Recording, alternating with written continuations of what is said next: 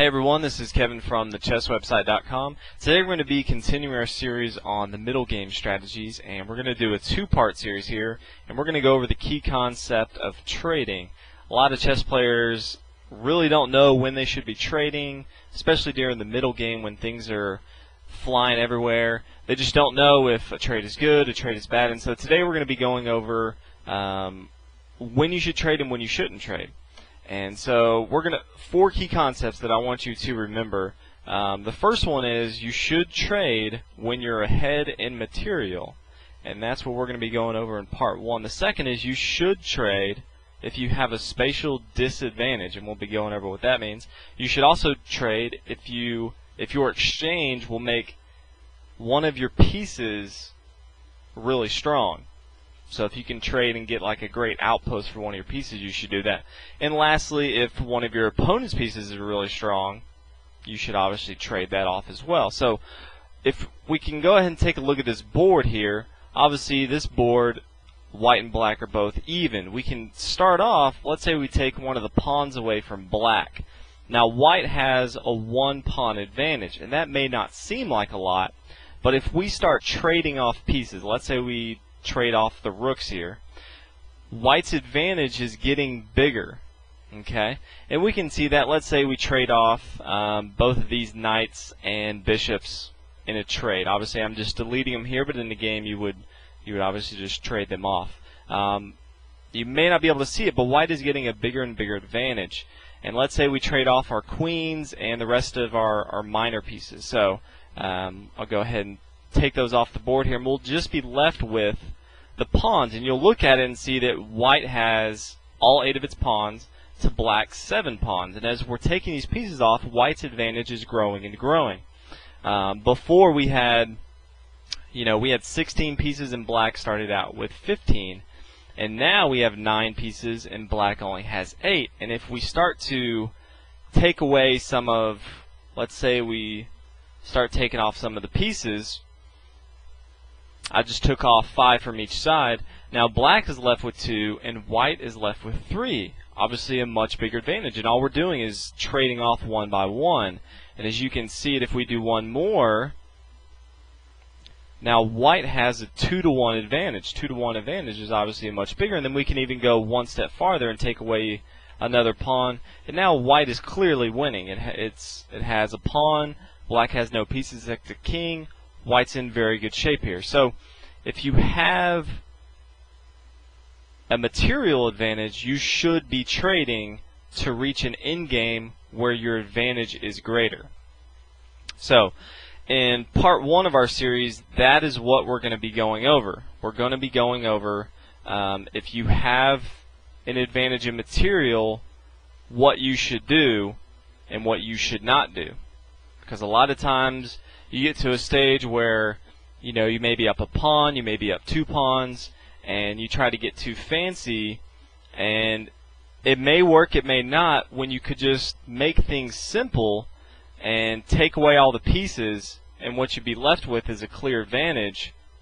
A lot of people don't even look at that when really they should. So I'm going to go ahead and give you this position right here, and it's white's move. And think about, just for a moment, if you want to pause it, what white should do here. So take a minute, pause, think what white should do. And if you look at it here, white is up a pawn, and it may not look like white has a distinct advantage, but in actuality they do. White's best move here is white captures this knight on c6. And yes, you could look at it and say, well, white's bishop is good because it's an open game.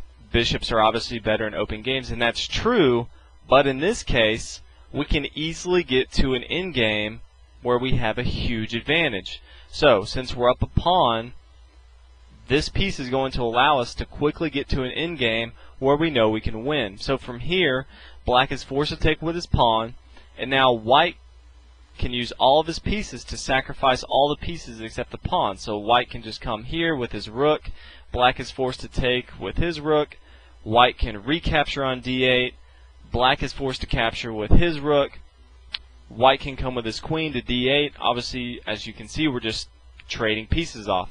Now black is forced to come to f8. And now white can do the last piece, and we're traded off at f8.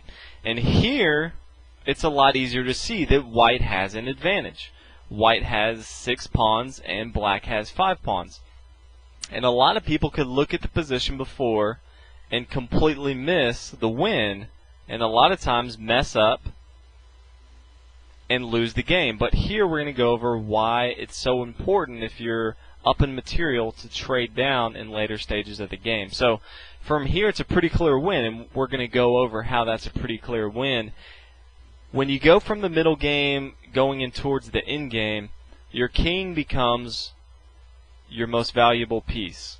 Obviously if you have queens and stuff, those are, but in a pawn and king endgame, you want to activate your king, and that's a very important concept in any game. So white wants to activate his king as quickly as possible. So, you know, he may bring it to a2. Now, black at the same time may know this as well, so he may try to come to e7. And white can continue, and we can bring our piece to d3. Black can continue to d6. Now from here, white can do a simple move of b4 with intentions of bringing his king to the d4 square. Eventually what we want is to trade off these pawns with one pawn on the queen side, obviously the ABC squares, and distract the black king enough so that we can come over here to the king side and gobble up all these pawns and have a clear advantage. So let's say from here, let's say black has, let's say, a subtle move of f6. He doesn't want to commit anything. So from here we can bring our king into the action. Obviously he can bring his pawn to c5, but we have our nice little pawn on b4, and he can't bring his pawn to the a5 square because then we can just take with our b pawn and march up the board here. So he might move his g pawn here, and from here we can continue to march up the board with our a pawn. There's not a whole lot he can do. He may bring his pawn to the f5 square. And from here we can create two weaknesses. We can go ahead and march right up the middle with b5. And if he wants to trade his pieces off, let's say he just trades here, and then we trade, and then he trades, and then we trade. Now we have a pawn here that the black king has to do something about. And so let's say he comes back to the c7 square to protect. We can come up here to the c5 square, and whenever time we want, the black king has to defend. If the black king moves off this c file to the d file, we can just march up the board here and make it queen. So the black king is going to have to come to the b file, and once he does that, white can easily start marching his king to the other side and start gobbling up these pawns here. So from here, black can come.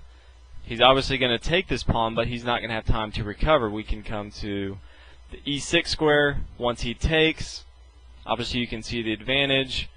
Black can start to come. He can try to move his pawn. It's not really going to matter. Black king can continue. He can come down here, try to get ours. There's nothing he can do. We can start marching up our h pawn. It's a very clear win for white, and this all came about because of our trading that we did when we were ahead of material. So even in a position that looks almost even, if you have a material advantage and you can get down to a very defined win, as in a pawn and king endgame, and you know how to play a pawn and king endgame correctly, it's a very straightforward win. So this is part one of trading and how you should trade. Obviously, key number one is trade if you're ahead of material, because it gives you a bigger advantage. So hope this helps. Hope during your game, if you have an advantage in material, that you're always looking out for ways that you can get closer to the end game. and I hope this helps bring you a lot more wins. So look out for part 2, should be up shortly, and I will see you guys next time. Thanks a lot.